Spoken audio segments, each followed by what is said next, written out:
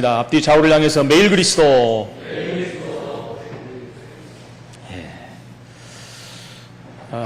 오늘 이렇게 또 하나님께서 우리에게 쾌적한 이렇게 따뜻한 환경을 주셔서 또 하나님께 예배드릴 수 있도록 하나님 은혜 주신 걸 감사를 드립니다.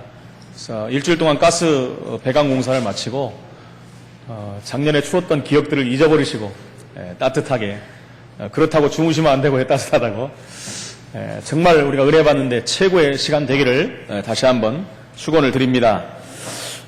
우리 모든 인생은 모든 사람이 복받고 싶어하는 것은 당연한 겁니다. 복받는 걸 싫어하는 사람은 단 한 명도 없습니다. 그런데 시대가 발전하고 지금 모든 부분들이 발전하고 있는데 그럴수록 인간의 문제는 더 어려워지고 있다는 것입니다. 영적 문제가 급속도로 지금 번져가면서 거기에 따른 정신 문제가 시대를 어렵게 만드는 그런 때가 돼버렸습니다. 그러면서 그 중에 또 가장 위험한 것은 뭐겠습니까? 미래에 대한 소망이 없다라는 것입니다. 소망이 끊어져 버리는 그런 삶을 사는 사람들이 얼마나 많은지 모릅니다. 그래서 오늘 하루를 위하여 그냥 잘 먹고 잘 사는 것에 만족하는 사람들이 있습니다.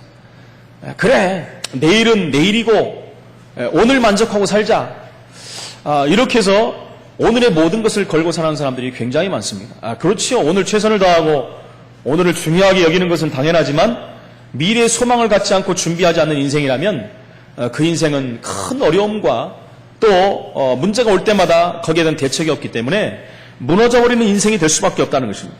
소망이 끊어진 것처럼 의미 없는 삶은 없지요. 그러면 의욕도 없고 살아야 될 이유까지도 상실돼 버릴 수밖에 없다는 것입니다. 하나님은 우리에게 소망을 주셨습니다. 그렇죠. 우리에게 언약을 통해서 소망을 주셨고 살아야 될 이유를 주셨고 목적과 방향을 분명히 하나님이 우리에게 허락하신 것입니다. 우리에게는 반드시 세계화의 언약을 성취하는 그날을 바라보면서 우리의 후대를 세우고 우리 지역을 살려서 하나님 나라가 임해서 하나님의 영광을 쓰임받는 그 비전과 언약을 붙잡고 산다는 것입니다. 그 소망을 붙잡는 사람들은 소망이 이루어질 수밖에 없기 때문에 삶의 의미와 또 하나님 앞에서 우리가 준비하는 삶이 될 수밖에 없다는 것입니다. 그렇다면 우리가 신앙생활을 하면서 정말 어떻게 하면 하나님 앞에서 우리가 신앙생활을 잘하며 성공하는 신앙생활을 할 수 있겠습니까? 작고 큰 일 속에서 우리는 하나님의 계획을 발견하는 것이 가장 중요한 것 같습니다. 하나님의 계획이 분명히 있는데 문제와 사건 속에 일어나는 모든 소소한 일들 속에서도 하나님의 계획이 없는 일은 단 한 가지도 없습니다. 그걸 본다면 우리가 기도를 안 할 수가 없겠죠. 늘 말씀드리는 문제와 사건이 올 때마다 그 문제를 놓고 기도하고 사건을 놓고 기도하고 우리에게 닥치는 일들을 놓고 기도하고 또 우리가 가는 현장, 장소, 또 만남, 모든 일어나는 일상들을 놓고 기도하는 것이 얼마나 중요한지 모릅니다. 왜 그렇습니까? 분명히 그것에는 하나님의 계획이 있기 때문이라는 것입니다. 우리가 기도하면 그 하나님의 계획은 발견되어지는 것이기 때문에 결국은 성공하는 인생을 살 수밖에 없다는 것입니다. 그렇다면 염려할 이유도 없고 염려할 필요도 없는 것이죠. 염려할 이유가 없죠. 하나님의 계획이 분명히 있는데요. 그래서 그래서 우리가 중요한 게 오늘의 말씀과 오늘의 기도와 오늘의 전도라는 부분입니다. 이 부분을 통해서 하나님의 계획을 늘 발견하는 거예요. 하나님의 계획을 놓쳐버리면 결국은요, 이스라엘이 애굽의 노예가 됐던 것처럼 하나님은 요셉을 통해서 애굽을 정복하고 전 세계를 살리는 것이 하나님의 계획이었는데 그 요셉이 지나버리고 요셉을 알지 못하는 시대가 일어나면서 언약 전달이 안 되어버리니까 결국은 세계를 정복할 이스라엘이 애굽의 노예가 돼버리는 그런 힘든 날들이 와버린 것입니다. 이 계획을 놓친다면 불신자의 노예로 살 수밖에 없는 삶이 온다는 것입니다. 반면에 우리가 하나님의 계획을 따라간다면 우리가 아무것도 없을지라도 결국은 하나님의 축복을 받는 인생이 될 수밖에 없다는 것입니다. 이스라엘 백성들이 홍해 앞에 섰을 때 어떻게 했습니까? 홍해를 어떻게 건널 것인가? 그러면 답이 안 나옵니다. 뭐 어떻게 건널 방법이 있겠습니까? 배가 있습니까? 그렇죠. 뭐 어떻게 비행기가 있습니까? 어떤 방법이 없어요. 근데 어떻게 건널 것인가 걱정하다가 거기에서 무너져 버린 것입니다. 그래서 불신앙 속으로 들어가 버린 것이죠. 왜 건너야 하는가에 대한 이유를 붙잡으면 되는 거예요. 그것을 붙잡은 사람이 누굽니까? 모세예요. 하나님이 왜 우리를 홍해 앞에 서게 했는가? 그럼 홍해는 안 갈라지는가? 당연히 갈라지는 거예요. 근데 홍해 앞에 왜 서야 되는가? 하나님의 계획을 발견한 것입니다. 이스라엘 백성들의 믿음을 하나님은 회복시키는 거예요. 하나님의 언약을 붙잡고 믿음이 회복됐을 때 하나님은 홍해를 갈라버린 것입니다. 그것을 전무후무한 일이라고 하지 않습니까? 그래서 이 사실들을 몰라버리니까 지금도 이 시대가 온통 인생 자체가 흑암 속에 빠져버리는 인생이 돼버린 것입니다. 완전히 영적 노예가 돼버리는 시대가 돼버렸어요. 우리가 시대를 보면서 현장을 보면서 이 눈이 열려야 될 줄로 믿습니다. 그래서 하나님이 오셔야 될 만큼 너무나 큰 문제 가운데 빠졌기 때문에 하나님이 구원을 주시려고 노예에서 우리를 해방시키려고 하나님은 우리에게 직접 오신 것입니다. 그래서 이 현장을 바라보면서 우리가 정말 정신을 차려야 되고 애통하는 심정으로 현장을 바라봐야 되고 우리의 기도가 그냥 기도가 아니라 한 맺힌 기도가 되어야 된다는 것입니다. 그냥 일상적인 기도가 되는 게 아니에요. 그냥 우리가 늘 하는 그런 기도가 되면 안 됩니다. 정말 우리가 기도할 때마다 왜 기도를 해야 되며 무엇을 기도해야 되며 정말 한 맺힌 기도가 되어져야 된다는 것입니다. 이 시대가 이미 문화의 노예가 돼버렸고요. 문화에 중독돼버린 시대가 돼버렸습니다. 사람들은요 그것이 맞다라고 생각하고 그 문화 속에서 살고 문화를 따라가다가 결국은 마지막 때 다 무너져버리는 것을 볼 수가 있다는 것입니다. 사단의 노예가 돼버린 인생이기 때문에 사람들의 마음대로 되는 것이 아니에요. 그래서 갈수록 범죄가 일어나고 갈수록 자살하는 사람들이 많이 일어나고 갈수록 어려운 일들이 일어날 수밖에 없다는 것입니다. 여기서 찾지 못하면 왜라는 말이 자꾸 나오는 거예요.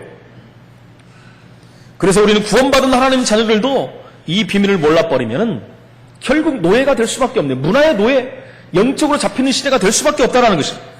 그래서 하나님 자녀들은요, 이 비밀을 안다면 이제는 우리는 기도의 힘을 회복해야 됩니다. 왜 기도의 힘을 회복해야 됩니까? 이 땅에서 큰 능력으로 역사하는 흑암 세력을 이기려면 우리는 영적인 힘을 회복해야 됩니다. 성령 충만을 받아야 돼요. 성령 충만을 받아야지 분별력이 생기고 판단력이 생기고 성령 충만을 받아야지 사단의 궤결을 무너뜨릴 수 있는 힘이 생기는 거예요. 성령의 충만을 받아야지 하나님 우리가 허락하신 전도운동에 쓰임받는 증인으로 설 수 있다는 것입니다. 우리가 무슨 힘으로 시대를 살리겠습니까? 우리가 무슨 힘으로 사단의 문화를 무너뜨릴 수가 있겠습니까? 무슨 힘으로 이 지역의 우상 세력을 무너뜨릴 수 있겠습니까? 무슨 이름으로 이단과 사이비 속에서 우리가 살아남을 수가 있겠습니까? 우리는 승리할 수밖에 없는 성령의 충만함을 받아야 됩니다. 사단의 유혹에 넘어가지 말아야 됩니다. 사단의 목적은 전 인생을 문화를 통해서 우상을 통해서 세상 풍속을 통해서 이제 완전히 그의 노예로 만드는 것입니다. 그래서 기본도 모르게 만들어버리고 상식도 없어지는 시대를 만들어버리고 이 시대가 그렇지 않습니까? 기본도 없고 상식도 없는 시대가 돼버렸어요. 그래서 위 아래도 없는 시대가 돼버렸어요. 뭐가 뭔지 모르는 시대가 돼버린 것입니다. 또 하나님 주신 축복도 모르고요. 계속해서 타락 속으로 사단이 쳐놓은 그 속으로 계속 빨려들어가는 것입니다. 아예 그냥 사단에게 사로잡힌 시대가 돼버려갖고 이제 눈도 어두워져 버린 것입니다. 지혜도 없어버리고 세상 지식은 밝은데 하나님을 아는 지식이 없어져 버린 것입니다. 그러면서요 더 중요한 것은 자기가 얼만큼 비참한 속에 들어가 있는 것도 모르고 그냥 살아가는 것입니다. 그러다 문제가 뭔 문제가 어디서 왔는지도 모르죠. 문제 속에서 살다 그냥 망해버리는 인생이 돼버릴 수밖에 없다는 것입니다. 그래서 우리가 본부에서 하는 RUTC 운동이 얼마나 중요한지 모릅니다. 그렇죠? RUTC가 뭡니까? 렘넌트 유니티 트레이닝 센터. 우리의 후대들을 렘넌트들을 복음으로 거기서 준비시키겠다는 거예요. 복음뿐만이 아니라 그들의 인생 전부를 책임지겠다는 거예요. 머리부터 발끝까지 과거, 현재, 미래, 속사람, 겉사람 모든 것을 바꾸고 갱신시켜서 하나님의 사람으로 제자로 전 세계를 살리는 증인으로 준비시키는 것이 바로 RUTC라는 것입니다. 그 목적을 알고 우리가 기도해야 된다는 것입니다. 목적을 알고 우리가 참여해야 된다는 것입니다. 그러면서 문화를 바꿔야 되기 때문에 문화센터를 놓고 기도해야 되는 것입니다. 너무나 많은 사람이 영적으로 정신적으로 육신으로 병들었기 때문에 그래서 치유센터를 만들어야 된다는 거예요. 우리 후대뿐만 아니라 모두를 살려야 되는 운동이에요. 이게 아니면 살아날 방법이 없다는 것입니다. 우리가 정말 세상의 노예로 살면 안 되지 않습니까? 이미 우리는 빠져나온 사람들인데 거기서 해방된 사람들인데 근데요 안타깝게도 여러분들 아니라고 하지만 우리가 사는 일상을 보면 모든 것이 사단에 쳐놓은 문화 속에서 살고 있다는 것입니다. 그렇지 않습니까? 모든 거 한번 생각해 보시죠. 인터넷이라든가 게임이라든가 TV라든가 우리가 잘 보는 뭐 연속국이라든가 그렇죠. 음악이라든가 후대를 좋아하는, 아니면 뭐 이제 돈이라는 이런 모든 것에 사실은 모든 사람들이 걸려있고 그것을 지배해야 됨에도 불구하고 거기에 속박당하고 노예가 되어서 살아가고 있다는 거예요. 근데 그렇게 되어 있는 사실조차도 모르고 다닌다는 거죠. 여러분, 우리 교회 다니는 우리 랩런트들도 한번 보십시오. 예배를 드립니다. 일주일에 한 번 예배 드려요. 잘하면 하면 또 다락방 통해서 한 번 더 듣겠죠. 그러나 이 아이들이 무엇에 더 많이 노출되고 있습니까? 여기서 예배 드리고 나가는 순간에 아이들이 귀에 뭘 꽂고 가겠습니까? 세상 음악을 다 꽂고 다녀요. 여러분, 이 부분에 대해서 제가 2부 때 다시 한번 말씀을 드릴 겁니다만 얼마나 심각한지 모릅니다. 여러분, 하나님의 말씀이 메시지가 우리 아이들에게 뿌리를 내려야 되는데, 우리들 마음속에 영혼 속에 들어가야 되는데, 여러분 말씀 읽는 시간은 1시간도 채 안 됩니다. 그러면서 말씀 들을 때도 얼마나 혼미한지 모릅니다. 여러분, 세상 것 듣는 데는요, 귀를 쫑긋 세우고 듣습니다. 아예 귀에 꽂고 듣습니다. 자면서도 듣습니다. 돌아다니면서 친구들과 만나면서 공부하면서도 듣습니다. 여러분, 무엇이 우리 후대들을 마음속을 지배할 것입니까? 여러분, 그들이 복음을 받았지만 무엇이 지금 우리 아이들을 노예화시키고 있습니까? 그렇다면 우리 기성세대는 어떻습니까? 우린 혹시 TV 보는 시간이 얼마나 됩니까? 한번 체크를 해봐야 돼요. 우리가 하나님 말씀 보는 시간, 기도하는 시간보다 혹시 TV 보는 시간, 세상 문화에 빠져있는 시간이 더 많습니까? 그러면 이미 우리는 노예가 됐다라고 봐야 됩니다. 사실은 심각한 겁니다. 이 부분들을 우리가 다시 한번 확인하고 정말 우리가 세상에 노예된 것, 중독된 것들을 다시 한번 찾아내야 돼요. 지난번 말씀도 말씀드렸지만 찾아내야 됩니다. 찾아내서 바꿔야 돼요. 여러분, 그것이 안 바뀐다. 그러면 이미 중독돼 버린 거예요. 우리가 빨리 빠져나올 수 있다. 그러면 우리는 중독된 것이 아닙니다. 그래서 인생의 흑암에 빠진 그곳에서 완전히 해방되는 축복을 누리시기를 축원을 드립니다. 그래서 두 번째, 이때 하나님이 모세를 부르신 거예요. 이스라엘 백성들이 스스로 빠져나올 수 없기 때문에 하나님은 한 사람을 부르셔서 이스라엘을 그 속에서 빠져나오게 만드는 것입니다. 하나님이 저와 여러분을 부르신 거예요. 그 속에서 빠져나오라고 부르신 것입니다. 시대를 살려야 하고 우리 후대를 살려야 되고 이 지역을 살려야 되기 때문에 하나님은 저와 여러분을 또 부르신 줄로 믿습니다. 그것을 호렙산의 축복이다. 저와 여러분은 호렙산의 축복 속에 들어온 줄로 믿습니다. 아무도 힘이 없고 고통 속에 있는 모세를 부르신 거죠. 아무도 힘이 없는 제자들을 예수님이 부르신 것이죠. 아무도 힘이 없는 저와 여러분을 하나님이 부르신 것입니다. 모세는 누굽니까? 80년간 인본주의 쓰다가 낙심하여서 광야에서 양치는 그런 삶으로 전락돼 버렸어요. 정말 세상 사람들이 알아주지 않는, 비전도 없고 미래도 없고 소망도 없는 낙심된 삶을 살고 있는 모세에게 하나님은 나타나신 것입니다. 그래서 모세는요, 새로운 하나님을 만난 40년의 시작이 된 것입니다. 최고의 인생이 시작된 것입니다. 이 은혜를 우리는 받아야 됩니다. 정말 중요한 것은 모세가 하나님 앞에 지금 섰다라는 것입니다. 그렇지요. 호렙산에서 모세의 인생이 송두리째 바뀌어버린 것입니다. 정말 하나님이 나와 함께 하시는구나. 여기서부터 새로운 인생이 시작되는 것입니다. 저와 여러분이 정말 하나님이 나와 함께 하시는구나. 내가 하나님 앞에 서야 되겠구나. 여기서부터 우리 인생은 새로운 시작이 되는 것입니다. 떨기나무에 불이 붙었는데 이상하게 꺼지지 않고 계속 타오르는 것입니다. 여러분, 이 나무에 불이 붙으면 타다가 다 없어져 버릴 거 아니겠습니까? 근데 그 떨기나무에 불이 붙었는데 계속 불이 타오르는 거예요. 꺼지지도 않고 없어지지도 않고. 이상하게 여겼는데 그때 하나님의 음성이 들린 것입니다. 모세야 모세야 하고 부르십니다. 나는 내 조상의 하나님, 아브라함의 하나님, 이삭의 하나님, 야곱의 하나님이다. 이스라엘 민족이 지금 고난을 당하는 것을 내가 봤다라고 말씀하는 것입니다. 내가 너를 준비시킨 것이다 이 말입니다. 지금.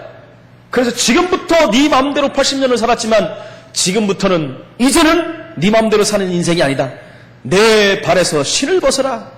무슨 말입니까? 내 발에서 신을 벗으라는 게 무슨 말입니까? 이제는 주인을 바꾸라는 것입니다. 신분을 바꾸라는 것입니다. 내 인생의 주인이 누구냐? 네가 80년 동안 그렇게 애쓰고 힘쓰고 왕궁에서 살아보고 세상에 살아봤지만 안 되지 않았냐? 이제 인생을 바꿔라. 주인을 바꿔라. 내가 너와 함께 하겠다. 지금 말씀하는 것입니다. 그 인생의 주인이 바뀔 때 노예는 하나님 앞에, 모세는 실제적인 쓰임을 받기 시작한 것입니다. 그러면서 뭐랍니까? 내 백성을 애굽에서 데리고 나가라. 그냥 뭐랍니까? 모세가 내가 누구간데 모세에게 가며 그 백성을 내가 그곳에서 데리고 나오겠습니까? 하나님 뭐라 합니까? 내가 할 테니까 가라. 주인을 바꾸라. 사실은 모세와 지금 하나님과 언쟁을 벌이는 것입니다. 나는 못 갑니다. 막 그러지 않습니까? 간단합니다. 할 수 있는 일은 뭡니까? 주인을 바꾸는 거예요. 모세는 지금 내가 하려고 하니까 바로 앞에 설 수가 없는 것입니다. 모세는 내가 하려고 하니까 이스라엘 백성들을 구원해낼 수가 없는 거예요. 그래서 주인을 바꿔라 말씀하는 것입니다. 그게 이해가 잘 안 가는 거예요. 하나님은 지금 모세에게 주인을 바꾸라고 계속 말하는 것입니다. 저와 여러분의 한이 있어야 됩니다. 모세는요 80년 동안 사시는 한이 있었어요. 그러나 힘이 없었기 때문에 이스라엘 백성들을 살릴 수가 없는 거예요. 어려서부터 그 한이 어머니를 통해서 들어갔는데 살릴 방법이 없는 거예요. 얼마나 분이 일어났으면 사람을 죽여버리고 올 정도가 됐지 않습니까? 저와 여러분의 한이 있어야 됩니다. 무슨 한이 있어야 됩니까? 지금 현장에 완전히 문화가 세상을 정복해버렸고 우상이 세상을 정복해버렸고 우리 후대를 완전히 주물러버리는 이 시대, 거기에 대한 애통함이 있어야 되고 거기에 대한 한이 있어야 되는 것입니다. 그래야지 우리가 시대를 살릴 수 있다는 거예요. 사단의 유혹에 이 땅의 자녀들이 후대들이 다 넘어가 버렸습니다. 하나님은 그곳에서 우리를 살리기를 원하신 것입니다. 저와 여러분 복음 있는 자를 불러서서 이 약속을 실행하기를 지금 원하시는 것입니다. 하나님의 약속은 뭡니까? 내가 너와 함께 하겠다. 임마누엘을 붙잡으라는 것입니다. 그러면서 뭐랍니까? 이제는 그 백성들을 데리고 나와서 희생제사를 드리라는 거예요. 피해 제사를 드리라는 것입니다. 복음의 언약을 붙잡으라는 것입니다. 예수 그리스도의 언약을 붙잡으라는 것입니다. 그러면 내가 능한 손으로 너와 함께 하겠다. 할렐루야. 능한 손으로 함께 하겠다. 오직 예수 그리스도 그 이름 부를 때 성령의 충만함이 나타나는 거예요. 그럼 하나님 주신 힘으로 우리는 모든 것을 할 수 있는 거예요. 하나님의 능한 손으로 함께 하겠다는 거예요. 참된 언약을 붙잡고 가라는 것입니다. 하나님이 이미 다 준비해놨으니까. 하나님이 이미 다 준비해놓고 저와 여러분을 부르신 것입니다. 여호와 하나님께서, 창조주 하나님께서, 전능자 하나님께서 너와 함께 하겠다라고 말씀하는 것입니다. 마태복음 28장 16절 20절에 그래서 뭐라고 합니까? 너희는 가서 모든 족속으로 제자를 삼아라. 고통하는 현장에, 풍랑 만나는 현장에 내가 제자를 예배해놨으니까 너희는 세상에 가라는 거예요. 나는 힘이 없습니다. 내가 무엇으로 가서 저들을 살리겠습니까? 모세와 똑같은 얘기를 하면 안 됩니다. 그래서 오늘 주인을 바꾸라고 말씀하는 것입니다. 우리 인생을 주인을 바꿔야 우리는 나가서 현장에 제자를 살릴 수가 있는 것입니다. 만민에게 가서 모든 영혼들을 치유하라. 우리가 무슨 의사입니까? 어떻게 치유할 수 있습니까? 우리가 무슨 상담사입니까? 어떻게 그들을 살릴 수 있겠습니까? 그래서 뭐라고 합니까? 주인을 바꿔라. 세상 끝날까지 너와 함께 하겠다라고 말씀합니다. 그래서 성령 충만 받아라는 거예요. 성령 충만 받으면 권능 받고 증인이 되리라. 그러기 위해서 마태복음 4장 19절에 뭐예요? 나를 따라오너라. 따라오면 내가 그렇게 만들어 주겠다라고 했어요. 여러분, 과거는 다 잊어야 됩니다. 과거는 다 지나갔습니다. 여러분, 과거에 매이지 마시기 바랍니다. 과거에 매여 있다면 미래가 없습니다. 과거에 매여 있다면 언약 성취는 누릴 수가 없는 것입니다. 과거를 사단이 딱 붙잡고요, 모든 사람의 생각과 마음을 과거로 돌려버립니다. 빠꾸하는 인생이 되어버리면 안 돼요. 우리는 앞으로 가는 인생이 돼야 해요. 언약 붙잡은 사람은요, 미래를 향해서 갑니다. 그렇지 않은 사람은요, 거꾸로 가는 인생이 돼버리는 거예요. 거꾸로 가는 인생은요, 정신 문제가 와버립니다. 거기에 매여 살다가 그 인생은 끝나버리는 것입니다. 이스라엘 백성들이요, 이미 빠져나왔는데도요, 문제 사건만 나면 뭡니까? 빠꾸하는 인생이 돼버린 거예요. 왜 우리를 애굽에 그냥 놔두지 여기까지 와서 우리를 죽이려고 하느냐? 우리가 거기 있으면 좋았을 뻔했는데 계속 거꾸로 가는 인생이 돼버리니까 무너져 버린 거예요. 결국 그 백성들은요, 가나안 땅에 못 들어갔습니다. 불신앙한 그 백성들은, 원망한 백성들은 가나안 땅에 들어가지 못했어요. 그냥 그 인생이 광야에서 끝나버린 인생이 돼버린 겁니다. 언약 붙잡은 자들, 믿음이 회복된 자들, 미래를 바라본 자들, 소망을 붙잡은 자들은 결국 가나안에 입성한 것입니다. 하나님의 언약 성취를 본 사람들이에요. 그렇지 못한 사람들이 그렇게 살지를 못했다는 것입니다. 얼마나 억울한 인생입니까? 구원받아 놓고도 이 놀라운 축복을 보지 못했어요. 하나님이 우리를 부르셨는데 우리의 인생을 완전히 바꾸고 주인을 바꾼 인생으로 승리하시기를 축원을 드립니다. 세 번째로, 인생의 주인을 바꾸면 하나님은 우리에게 새 힘을 허락하십니다. 그래서 하나님 주신 힘으로 우리는 새로운 시작을 하는 거예요. 광야길 40년의 모세의 주인은 누굽니까? 하나님이세요. 40년간의 인생의 모세는 단 한 번도 주인을 바꾼 적이 없었어요. 그렇죠. 한 번도 가보지 않은 광야길을 가는데 하나님은 늘 악한 자에게서 그 이스라엘 백성들을 지키셨고요.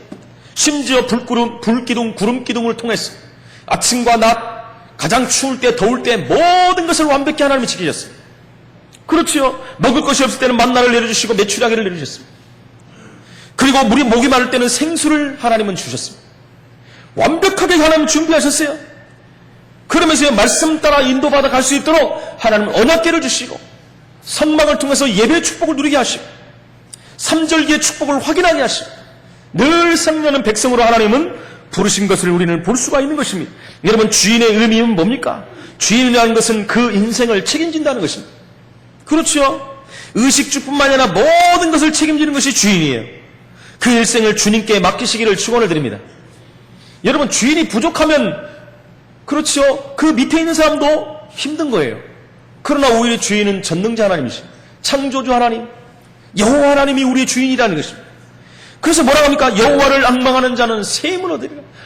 오직 여호와를 앙망하는 자는 셈을 얻으리라. 독수리의 날개침같이 올라갈 것입니다. 그렇죠. 내게 능력 주신 자 안에서 내가 모든 것을 할 수 있느니라. 오직 성령 충만 받으면 권능받고 증인이 되리라. 그렇기 때문에 수고하고 무거운 모든 짐은 내게 내려놓으라 라고 말씀합니다. 여러분, 오늘 우리가 갖고 있는 세상의 육신적인 모든 짐들을 주님 앞에 내려놓으시기 바랍니다. 그러면 하나님에게 새 힘을 주실 줄로 믿습니다. 이것이 바로 주인을 바꾸는 삶인 줄로 믿습니다. 이사야 43장 1절로 2절에 보니까 야곱아, 너를 창조하신 여호와께서 지금 말씀하시느니라. 우리의 주인이 누굽니까? 우리를 창조하신 분이에요. 이스라엘은 너를 지으신 이가 말씀하시니라. 너는 두려워하지 말라. 두려워할 일들이 얼마나 많습니까? 주인을 바꾸면 두려워할 일이 없습니다. 내가 너를 구속하였고 너를 구원하였고 너를 지명하여 불렀나니 너는 내 것이라. 너는 내 것이라 하는데 왜 주인이 우리 하나님인데 왜 자꾸 부정하려고 하십니까? 주님이 분명 말씀했어요. 너는 내 것이다. 내가 네 주인이다. 신분을 바꿔라. 오늘 또 말씀하고 계시는 것입니다. 내가 불 가운데 지날 때에 내가 너와 함께 할 것이라. 강을 건널 때에 물이 너를 침몰하지 못할 것이며 내가 불 가운데 지날 때에도 타지도 아니할 것이요 불꽃이 너를 사르지도 못하리니. 할렐루야. 여러분, 성경에 이 예가 다 나오지 않았습니까? 이스라엘 백성들이 물 가운데 지나갈 때 하나님은 홍해를 갈라서 지나가게 하셨습니다. 강을 건널 때도 주님이 시키셨어요. 요단강을 갈라버렸습니다. 불이 너를 사르지도 못할 것이다. 다니엘의 세 친구가 불 속에 들어갔는데도 불이 그를 사르지 못했다는 것입니다. 하나님 말씀은 반드시 성취할 줄로 믿습니다. 이 하나님 주신 힘으로 세상을 살리고 교회를 살려내야 됩니다. 그래서 우리에게 새 힘이 필요한 것입니다. 저와 여러분이 이 새 힘을 받아야 되는 것입니다. 세상에 육신적인 힘도 필요하지만 하나님 주신 힘을 받아야 됩니다. 저와 여러분의 인생의 주인은 전능하신 하나님이신 줄로 믿습니다. 전능하신 하나님을 주인으로 받고 승리하시기를 축원을 드립니다. 혹시 제가 스마트폰 계신 분들은 제가 다 보내드렸습니다만은 팀 티보우라는 미식 축구 선수가 있어요. 미국에. 아시는 분들은 아시겠지만 너무너무나 대단한 선수입니다. 그러니까 이 선수의 별명이 뭐냐면 역전승의 사나이 그래요. 역전승의 사나이. 그러니까 팀이 어려울 때마다 이 선수가 나타나갖고 역전시켜갖고 막 있을 수 없는 일이 벌어지는 거예요. 하도 그런 일이 벌어지니까 뭐라 그러냐면 티보우 미라클 그럽니다. 티보우의 기적 이러는 거예요. 기적이 일어나는 거예요. 세상 사람이 보니까 기적이라 지금 이 친구가 하는 걸 보니까. 이 선수는요, 필리핀 선교사의 자녀로 태어났습니다. 일단 믿음이 있는 집안에서 태어난 거예요. 그러면서 이제 운동을 좋아했기 때문에 동네에서 이렇게 미식축구를 한 거예요. 여러분, 여자분들은 잘 모르잖아요. 미식축구가 뭔지. 미식축구 보면 미국에서 이렇게 뭐 뒤집어 쓰고 잔뜩 입고 하는 거 있지 않습니까? 공 하나 들고 막 뛰면서. 미국에서 최고의 스포츠가 미식축구입니다. 미식축구예요.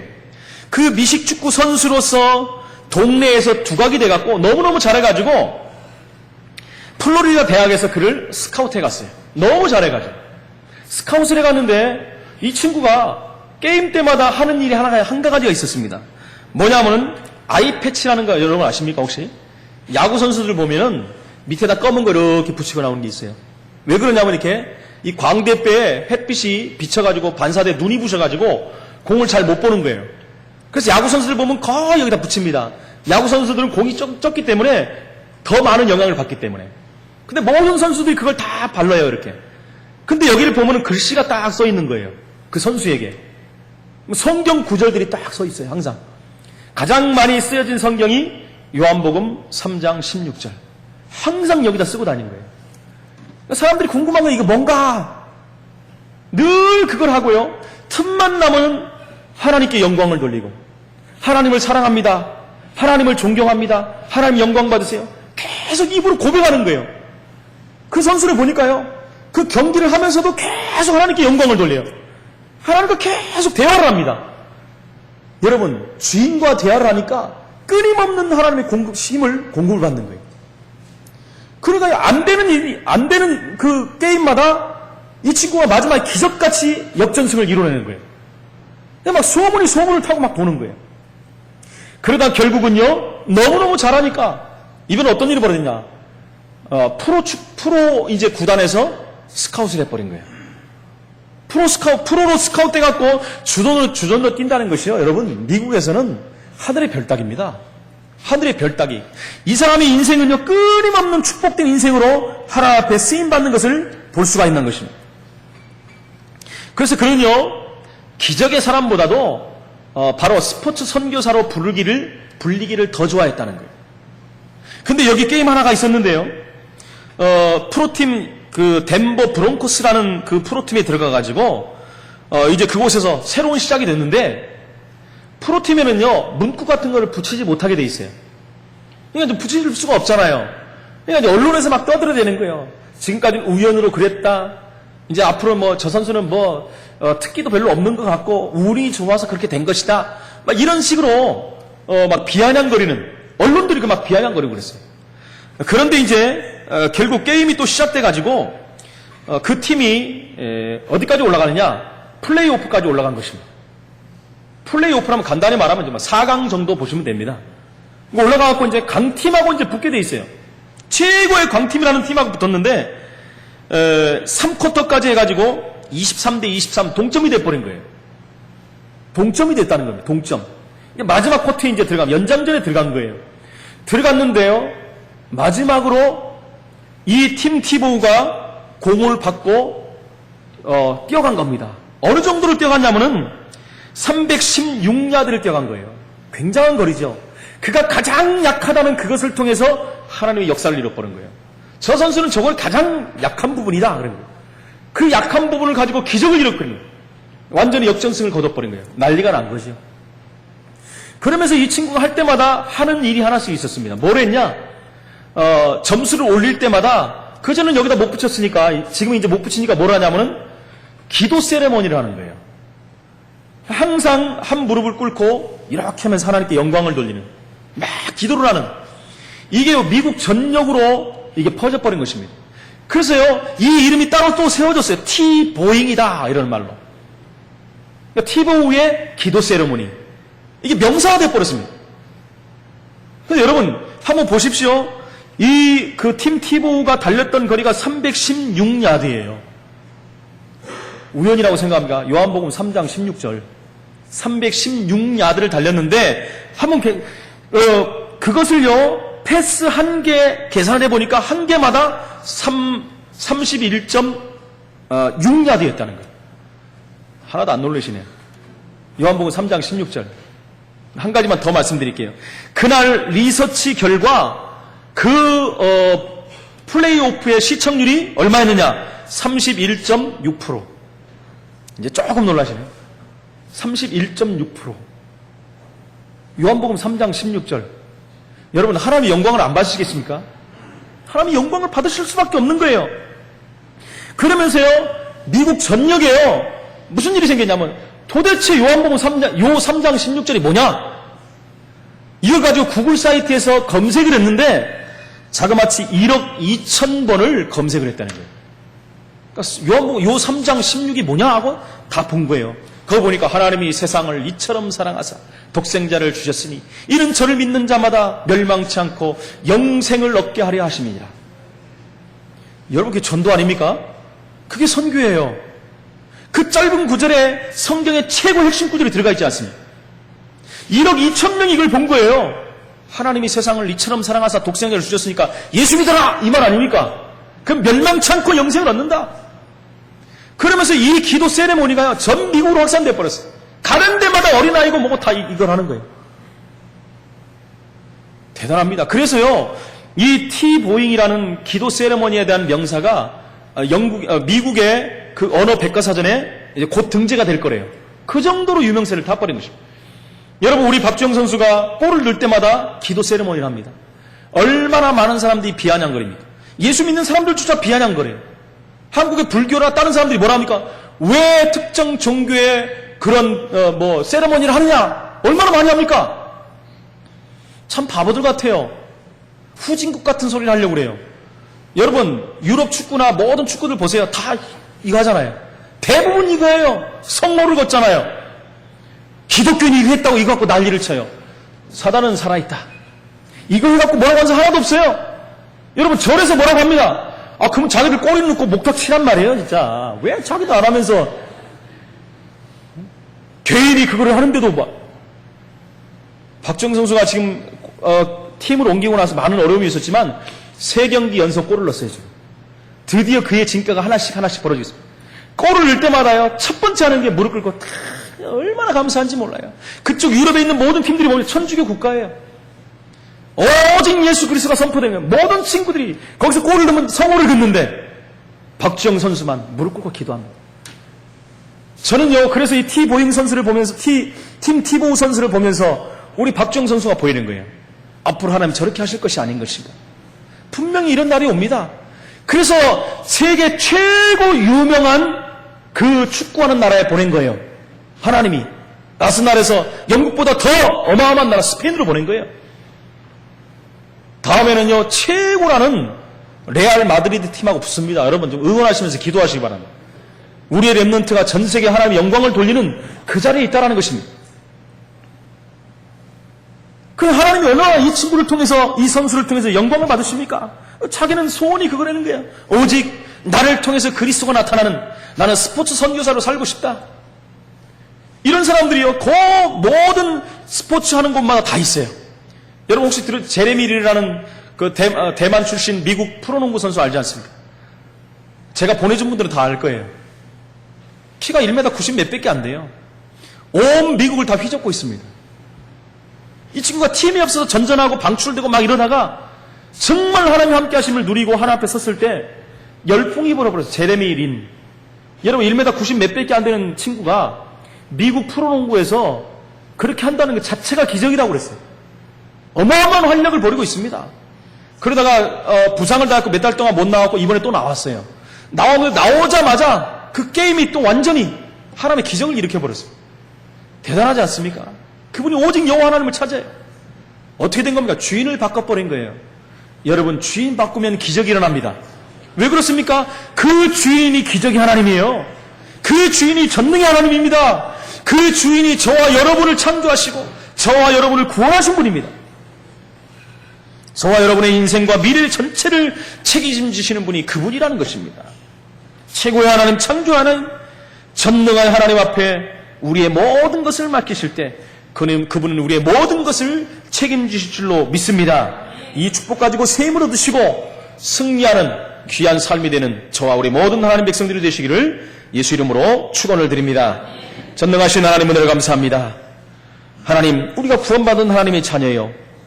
모든 문제가 해결되어 그리스도 이름으로 승리하는 자녀예요. 이제 난 언약을 붙잡고 세계복음하는 전도자의 삶에 축복받은 자녀인데 하나님, 혹시 우리가 주인 되어서 우리가 하려고 했던 것들이 얼마나 많습니까? 이 시간에 우리가 말씀을 통해서 들은 그 언약을 다시 한번 확인하며 주인을 바꾸는 삶이 되게 하시고 우리 인생의 바뀜으로, 주인의 바뀜으로 말미암아 우리가 하는 모든 현장에 기적의 문이 열릴 수 있도록 성령으로 역사하여 주옵소서. 주 예수 그리스도 이름으로 기도합나이다. 아멘.